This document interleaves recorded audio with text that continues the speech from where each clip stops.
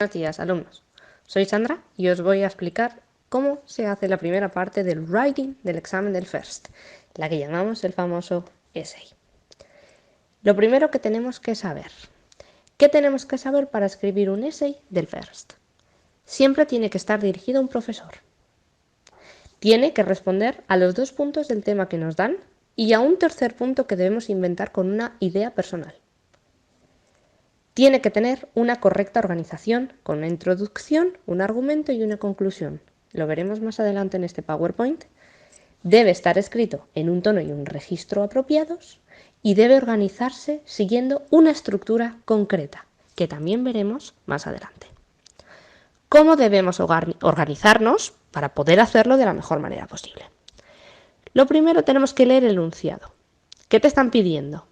Lo más importante es que te ciñas al máximo a lo que te piden, ¿vale? Porque si a ti te están pidiendo que hables de A, B y te des una C, que sería la opinión propia, tienes que ceñirte a eso. ¿Por qué? Porque si no te vas a ir a escribir de algo que directamente no tiene que ver con el tema, te vas a pasar de palabras y luego va a ser complicado volver otra vez atrás.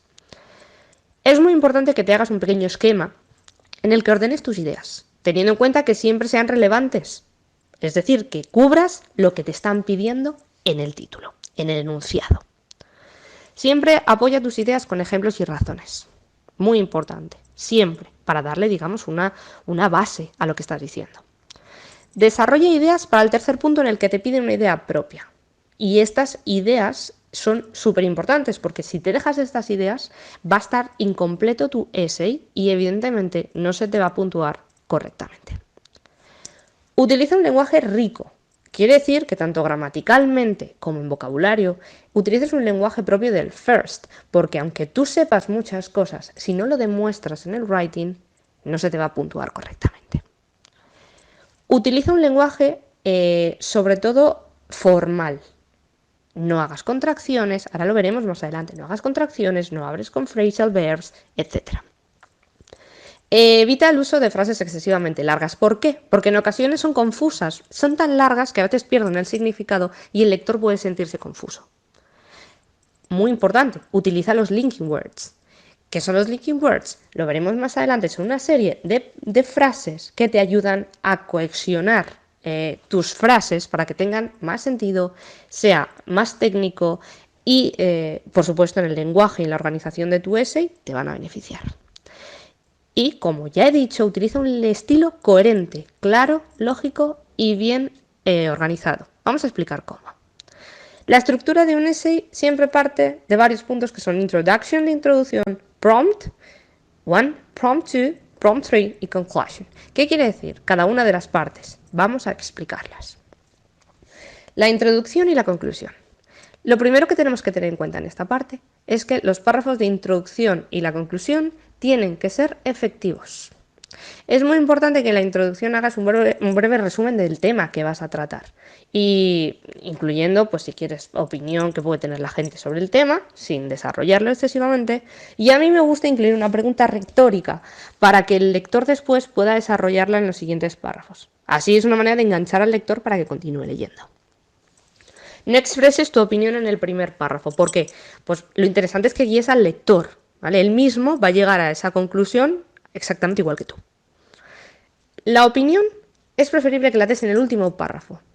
Yo, aquí, a título personal, os digo que a mí me gusta mucho acabar con una frase, una pregunta retórica. ¿Por qué? Porque así se queda el lector pensando y, pues, dejas huella, que siempre es muy importante. Vamos con el segundo y tercer párrafo. ¿Qué tenemos que tener en cuenta en el argumento? Bueno, lo importante es que estructures tu argumento. Una buena manera de hacerlo es, por ejemplo, si hablamos de una opinión y que das una opinión personalizada, cada párrafo sea una de las ideas. Es decir, como hemos dicho que dan 3 ideas, pues cada párrafo que sea una de las ideas. Si es un for and against, que quiere decir que son ventajas y desventajas, pros y contras, pues normalmente un párrafo va a ir con las ventajas, el otro párrafo con las desventajas. Una buena organización suma puntos, por supuesto. Incluye siempre ideas, ejemplos y detalles para apoyar tus ideas de forma coherente y lógica. Lo que os escribo aquí muchas veces me preguntan si te puedes inventar un ejemplo. Hazlo, por supuesto, hazlo, pero que tenga una lógica y una coherencia. Si quieres, no hay ningún problema. El tema de preguntas retóricas. Cuidado.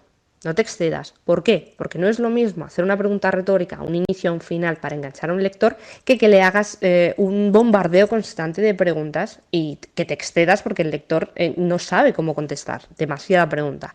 Cuidado. Es un recurso muy útil, pero puede ser, por otro lado, un arma de doble filo.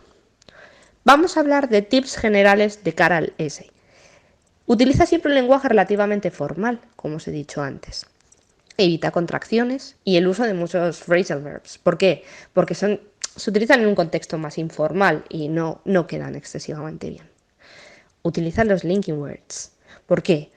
Ahora vamos a poner una lista con un montón de ellos para que los uséis. Te dan más profesionalidad, más técnica y una musicalidad porque conectan las frases de una manera que hacen que las frases se organicen para que el lector le sea más fácil comprenderlas. ¿Vale? Tiene una organización mejor.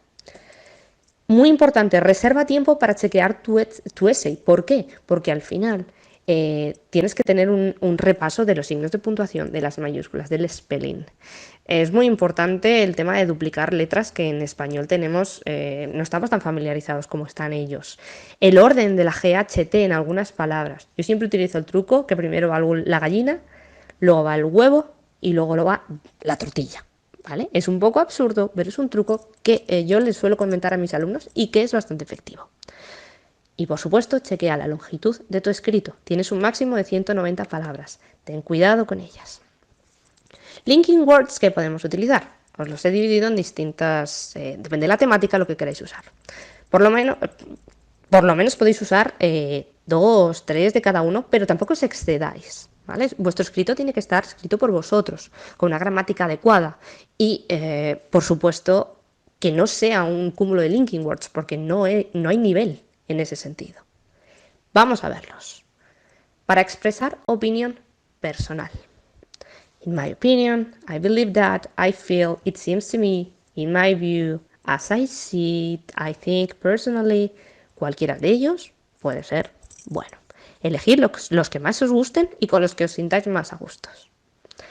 Para expresar finalidad, to, in order to, so as to, so that, los que vosotros decidáis. Para ordenar ideas, firstly, secondly, finally, in the first place, lastly. Aquí hay algunos, por supuesto, si hay más que os gusten, podéis incluirlos. Para contrastar ideas, however, although, in contrast, whereas, but, nevertheless, in spite of, despite. Lo que os estoy comentando constantemente, coger aquellos con los que os sintáis más a gusto. Para describir una causa, because, due to, since, as, etcétera, etcétera. Para mostrar una secuencia, first of all, then, after that, eventually, in the end, finally. Cuidado con el famoso and, porque lo que hace es que sea muy repetitivo. Todos estos os pueden servir pues, para sustituirlos por los otros. Para añadir información igual, famoso and puede sustituirse por in addition, moreover, what is more, besides, to, furthermore, etcétera, etcétera. Os pongo aquí el and para que sepáis que también es de este grupo. Vamos a describir una consecuencia, como consequently, as a result, therefore, so, etcétera, etcétera, etcétera. Lo mismo podéis coger los que os sintáis más a gustos con ellos. Y por último, para concluir el tema, podéis utilizar, en el caso de que hagáis un resumen de lo anterior, in conclusion, to sum up, in short, all in all. Me preguntan muchas veces, to sum up es un phrasal verb, ¿por qué lo podemos utilizar aquí? Bueno, 1, 2, 3, no pasa nada. Y en el caso de que queráis utilizar una opinión personalizada, en vez de hacer un breve resumen de lo que habéis puesto, from my point of view o mi favorito, as far as I'm concerned. Espero que con estos tips y esta ayuda sea mucho más fácil hacer un essay y que esta parte, que la gente con el writing tiene una serie de temores, os resulte lo más fácil posible. Muchas gracias y un saludo.